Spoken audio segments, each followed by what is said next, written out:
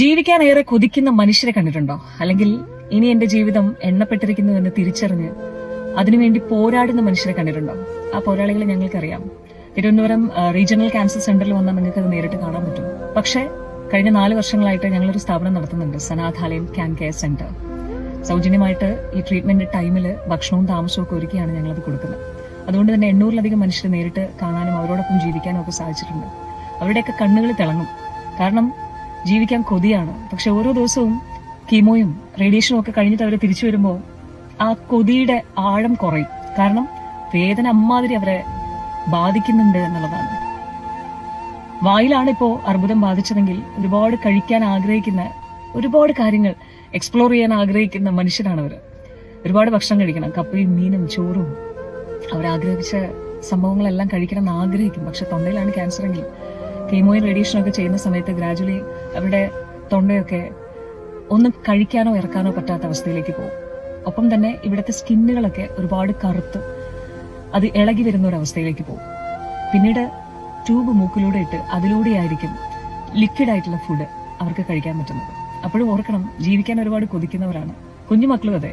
ചെറിയ പാവകൾക്ക് വിശപ്പിനായിട്ട് ആ ട്രീറ്റ്മെന്റ് ടൈമിൽ ഒരു ടാബ്ലറ്റ് കൊടുക്കും.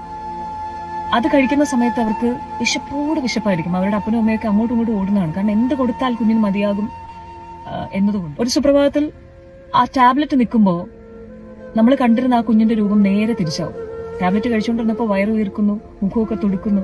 കുഞ്ഞിനെ കാണുമ്പോൾ തന്നെ നമുക്കൊന്ന് എടുക്കാൻ തോന്നും, ഈ ചമ്പി എന്നൊക്കെ പറയുന്ന പോലെ. അതേ സമയത്ത് ടാബ്ലറ്റ് തീർന്നു കഴിയുമ്പോൾ ഒട്ടി ഉണങ്ങിയ ശരീരവും വയറും മുഖവും ഒക്കെ ആയിട്ട് ഒന്നും കഴിക്കാൻ പറ്റാത്ത രീതിയിലേക്ക് ആ കുഞ്ഞു വാവകൾ എത്തിച്ചേരും. ക്യാൻസർ അത്രയും മാത്രം മനുഷ്യനെ കാർന്നു തിന്നുകൊണ്ടിരിക്കുന്ന അന്നും ഇന്നും അതെ സാഹചര്യമാണ്. വീണ്ടും പറയുന്നു, ചെറിയ പ്രശ്നങ്ങൾ വരുമ്പോൾ പോലും ജീവിതം അവസാനിപ്പിക്കണം, എന്റെ ജീവിതം കഴിഞ്ഞു എന്ന് വിചാരിക്കുന്ന ആരോഗ്യവാന്മാരായിട്ടുള്ള മനുഷ്യരെ നിങ്ങളോടാണ്. നിങ്ങൾക്ക് കിട്ടിയിരിക്കുന്ന ഏറ്റവും വലിയൊരു വരമാണ് ഈ ഒരു ലൈഫ് എന്ന് പറയുന്നത്. എളുപ്പമാണ് നമുക്ക് ജീവിതം അവസാനിപ്പിക്കാൻ, അല്ലെ? എന്തെങ്കിലുമൊക്കെ ചെയ്ത് നമുക്ക് കാട്ടിക്കൂട്ടി നമ്മുടെ ജീവിതം അവസാനിപ്പിക്കാം. പക്ഷെ മറു സൈഡിൽ ജീവിക്കണമെന്ന് ആഗ്രഹിക്കുന്ന, പ്രിയപ്പെട്ടവരോടൊപ്പം ഇനിയും ഒരുപാട് കാലം എനിക്ക് മുന്നോട്ട് പോകണമെന്ന് ആഗ്രഹിക്കുന്ന ഒരുപാട് മനുഷ്യരുണ്ട്. ഈ ട്രീറ്റ്മെന്റിലൂടെ കടന്നു പോകുമ്പോൾ മറ്റൊരു പ്രശ്നം എന്ന് പറയുന്നത്, ആദ്യം അവരുടെ മുടി കൊഴിഞ്ഞു തുടങ്ങും, പിന്നീട് അവരുടെ ശരീരം ക്ഷീണിച്ചു തുടങ്ങും, പിന്നെ അവരുടെ കണ്ണെത്തുന്നിടത്ത് മനസ്സെത്തുന്നില്ല, മനസ്സെത്തുന്നിടത്ത് ശരീരം എത്തുന്നില്ല എന്നൊരവസ്ഥയാണ്. കട്ടിൽ നിന്ന് എഴുന്നേൽക്കാൻ പോലും പറ്റാത്ത അവസ്ഥയിലേക്ക് കടന്നു പോകും. അവരെ പോലെ തന്നെ അവരുടെ പ്രിയപ്പെട്ടവർ ഒരുപാട് സങ്കടപ്പെടുന്ന ദിവസങ്ങളും നിമിഷങ്ങളുമാണ് ശേഷമെന്ന് പറയുന്നത്. ഒരിക്കൽ കൂടി ഓർമ്മപ്പെടുത്തട്ടെ, ജീവിക്കണമെന്ന് ആഗ്രഹിക്കുന്ന ക്യാൻസർ പേഷ്യൻസിനെ നേരിട്ട് കാണുകയും അവരോടൊപ്പം ജീവിക്കുകയും ചെയ്യുന്നത് കൊണ്ടാണ് എനിക്കിത് പറയാനാവുന്നത്. ജീവിതം ഒന്നേ ഉള്ളൂ. ആരോഗ്യത്തോടെ സന്തോഷത്തോടെ ജീവിതം ജീവിച്ചു തീർക്കാൻ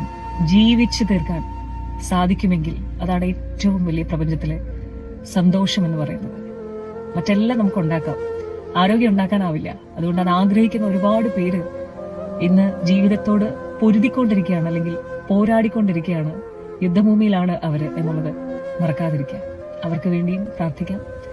നിങ്ങളുടെ ലൈഫ് ആരോഗ്യത്തോടെ മുന്നോട്ട് പോകാൻ എന്തൊക്കെ ചെയ്യാമോ അതൊക്കെ ചെയ്യും. സന്തോഷമായിട്ടിരിക്കും. ഈ മൊമെന്റിൽ, ഈ പ്രസന്റ് മൊമെന്റിൽ ജീവിക്കാൻ ശ്രമിക്കണം കേട്ടോ. അവരും ജീവിക്കുന്നു എന്ന് മാത്രം.